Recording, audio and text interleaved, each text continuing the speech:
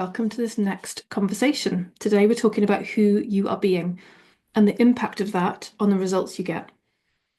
Because actually, who you are being is fundamental to every single thing that you experience, every single conversation you have, every single result you get. And it's not something that we're generally taught to look at. So I was first introduced to this a number of years back in corporate leadership development program. One of the things we were taught was about paying attention to who we're being in the moment. We had this language around who do you want to be in this next meeting? Who do you want to be in that conversation with that colleague? And it is a super useful question to have a stop and check and say, yeah, how do I want to be for this? How do I want to show up for this? Who's the leader I want to be to get the best result from this next thing? So it is a really, really, really valuable thing. It's a really valuable thing to pay attention to and to start bringing into your awareness. If you're anything like me, when I first heard about that concept, that idea, that possibility, it was brand new to me. I was like, it took me a good many hot minutes to kind of get it, to even really know what the tutors and the trainers were talking about. And if I'm honest, it took me until 2 years ago to actually start living it properly. But in any event, back then, I was a doer, I was a fixer, I was a solver, but very much at the world of the physical. So here's this problem. Oh, that system needs changing. Here's another problem. Oh, that needs this policy updating. Here's another problem. Oh, that's that person. They're the problem. Here's this other problem. Oh, yeah, yeah, well, that's that team. They're always the problem. So there was always this externalizing. It was never about who I was being. It was always about what's happening out there in the world. And if you've been a successful deliverer of results, there's a good chance that you started out and you've developed that and you've gained your success by doing stuff in the world. It's like that's been your modus operandi. Here's a problem. How do I fix it? And you look to the physical world to see, okay, is it those people? Is it those systems? Is it those processes? Is it the money? Is it the market? Is it the government? It's like there's an externalization of there's a problem. Let me look out there to fix it. It's what we were mostly trained into through our upbringings, through our education, and it's therefore what we bring into the workplace. And that's why when somebody first says to you, well, who are you being? It's a bit like, what now? Sorry, why are you asking that? I've got a problem. It needs fixing. I'm now going to look outside in the world to fix it. That's just been the obvious thing to do till that point. But if you want to elevate your leadership, if you want to elevate the results you get, if you want to elevate who you are being in the world, and therefore have a life and a business and a team that's commensurate with that, then who you are being is fundamental to all of this. Because notice, in your experience, when have you ever not been the one experiencing your experience? That might sound like a nuts question, but what have you ever done, been to, what relationship have you ever been in where you've not been the one experiencing it? Like you're at the center of everything in your life, aren't you? You are literally like you can only experience the world from your perspective. So you are the core of everything in your whole world. And it can seem like, yes, fair enough, I'm the center of my world, and then the world is out there, and the world is a separate thing from me, and it's doing what it's doing, and it's just like that. And my job is to work with it and fix it and solve it. But it's not that simple because your experience of the world changes depending on who you are being in the moment. So take a very simple example that I could almost guarantee you've experienced. You're tired, it's the end of the day, you're sitting on the sofa doing your emails, and you get an email where you're like, oh my God, your heart stops, your stomach drops. Oh my God, that SH1T has hit the fan. And it looks like a massive problem. Like, this is the worst news you could have got. It looks impossible. It looks insurmountable. It looks like this is the end. Like, there is no coming back from this. It's one of those, oh my God, literally cannot believe it. Disaster. Then you go to bed. Can't face it tonight. I'm going to bed. Luckily, you get some sleep. And then you wake up in the morning and you're like, right, I'm gonna have to face into that email. I'm gonna have to do something about it. So you open your email, you read the email again, and oh, it doesn't seem as bad. It's not as significant as it was last night. It's not this big, overwhelming problem it was last night. In fact, I can even see possibilities in this. I can even see a solution, or at least the beginning of a solution. And in fact, that bit that I really thought was the end, I read it wrong. So it's really not the thing that I thought it was last night. Now, in truth, it's the exact same email, but who you are being is entirely different. Who you are being entirely shifts your experience of the world. So the world is not some fixed, static thing out there that is one way which everyone agrees on. The world is as you perceive it in the moment. The world shows up to you based on how you are, who you are being in the moment. Change who you are being, like by going to bed, and you change your experience of that email. You change your experience of the world. You've probably seen it too with like team members where you think somebody's just massively underperforming. Every single thing they get wrong, you're like, oh my God, another mistake, another mistake, another mistake. And then something happens for whatever reason. Something changes, or they say something, or who knows. And suddenly you start seeing them in a different light. And you start noticing, oh no, they have got skills, they have got capacities, they have got talents that I'd not noticed before. And yeah, they make mistakes, but they're not making any more mistakes than anybody else. Now, there's a good chance they didn't change, but you changed how you're perceiving them. You've changed who you are being in the observation of them because you got some different data and therefore you look at them in a different way. This is happening all the time.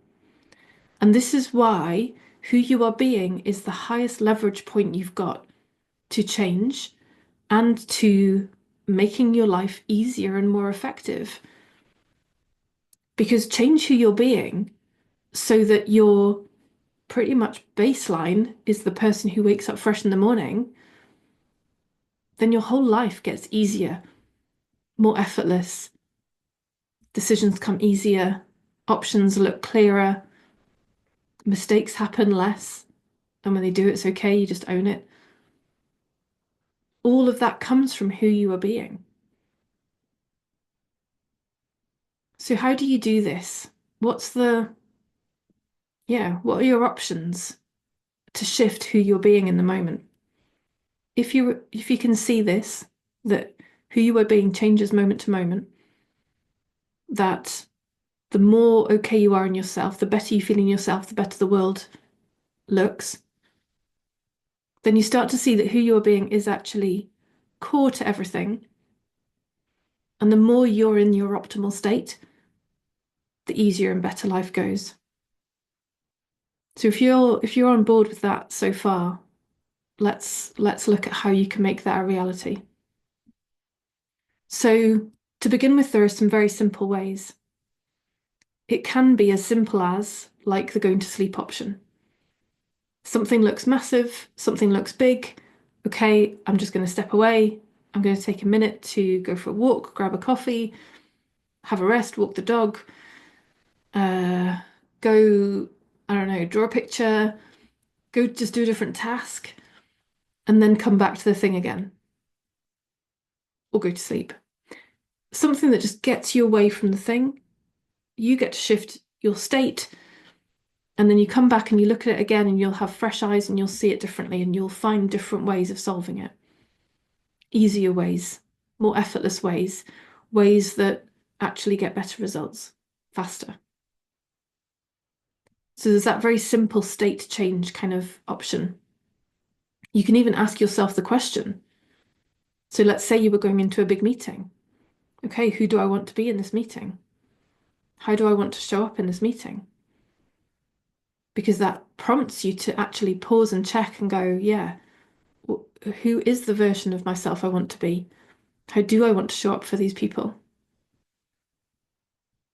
And with time and with practice, you notice that you can more easily and effortlessly kind of shift into these positive roles so that the very simple question of who do I want to be, and you're kind of instantaneously in that space. A bit like when you learnt to drive a car. Like at one time it felt really awkward and clunky, and then you got to a point where it's just like, no, it just happens. Who are you being in that moment? I'm just being a calm car driver. And we're off. And so you see the same thing happening in your work. Who do I want to be? I want to be that great leader who listens, who's curious, who's open. Great, let's have that conversation from that space. So there can be those very simple ways to shift who you're being in order to get better results for you, for the people around you, and of course, ultimately for your business. And there's a watch out. Because sometimes, if we connect this back right now to the diamond metaphor, when I'm talking about who you're being, when you're at your best, who you're being is your diamond self, who, yes, has learnt some useful roles to play, some useful language patterns and behavior patterns, like that great leader. Okay, so I want to be curious, I want to listen, I want to be open. You've kind of learnt these are the good things of a great leader.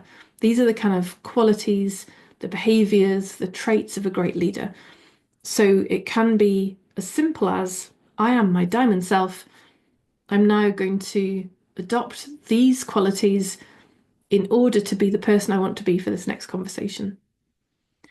But if ever there is poop covering the diamond, then any attempt to do a better role, any attempt to acquire any better traits or qualities is going to be nail varnish over the poop. It's just the only way it can happen. And so then that means that rather than being your amazing self and acting out whatever traits are useful, you're going to be your amazing self believing you're the poop, trying to act out the traits that you think are helpful. And that is a whole different vibe. There's a whole different, like, oh my God, I'm really incapable, or I'm really like not good at this. I'm really unacceptable. I've not got what it takes. But now I'm going to try and be the person who's got what it takes. It's just fake. It's just inauthentic. It's out of integrity. It's out of alignment, whichever words you want to use. It's not true. It doesn't feel true to you. It won't feel true to the other person, and it won't get you the results. And that's where life becomes such a benefit for us because you'll get that feedback in some shape or form. The customer disappears and doesn't want to do repeat business. The colleague's performance doesn't change. I don't know, your kids keep acting up. The feedback will always be there from life to tell you, yeah, that was bullshit. That was nail varnish over horse shit. Not buying it. You don't buy it yourself. Other people don't buy it. And you don't even need to know that because, as I say, you'll get the feedback from life. It will show you where you're going off and trying to be a better person, trying to be the person you want to be, while actually just painting nail varnish over horse shit. So that's your watch out. That's your alarm call to tell you that you're not being your diamond self, adopting a useful way of being. Your diamond self who's forgotten who you are, you're believing the horse shit, and you're trying to use nail varnish to paint over it to be acceptable. to try and get results. It comes with effort, it comes from forcing, it comes with a pushing energy, it comes with a discomfort of, oh, I'm so faking this. It does not feel good, and you don't get the results. And so that latter example is the time when people come to work with me because we remove the horse shit, revealing their diamond self. That's then who they are being in the world. And then they can, of course, choose whatever traits and qualities are going to be useful for them to be a great founder, to be a great entrepreneur, to be a great leader, to be a great colleague, co-founder, to be a great whatever you want to be in the world. That can all come then quite easily secondary to you being back in your diamond self. So who you are being is really critical to the results you get. Who you are being entirely influences your perception of the world, the way you respond or react to it, what you therefore do, and then the results you get. When you're in that diamond self, everything flows more easily. Everything feels more effortless. You see relationships more clearly.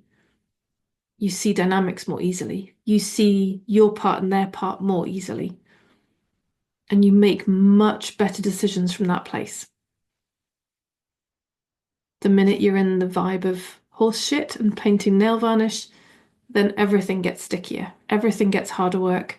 Who you are being is your diamond self believing they're awful and then trying to convince yourself and others that you're actually great. That feels fundamentally bad. It takes a lot of work, it takes a lot of effort, a lot of energy. Things which most people don't have the time or desire to actually invest in. It's exhausting. So much easier. Remove the horse shit, return to your diamond self, choose to be who you want to be moment to moment to moment. That's your natural state. That's what feels good. That's what great leadership is. That's what I'm here for. Catch you next week.